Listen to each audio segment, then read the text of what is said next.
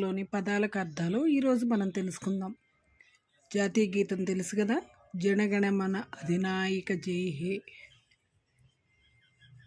జన అంటే జనం, గణ అంటే సమూహం, మన అంటే మనసు, అధినాయక అంటే నాయకుడు, జై హే విజయం.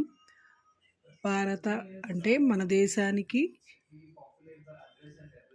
భాగ్య విధాత, పదాన్ని నిర్ణయించేవాడ. పంజాబ రాష్ట్రం. సింధు రాష్ట్రం, ఇప్పుడైతే సింధు నది.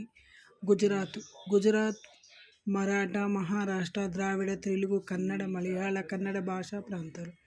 ఉత్కల ఒడిశా. వంగ బెంగాల్. వింధ్య పర్వతాలు. హిమాలయాలు. యమునా నది, గంగా నది.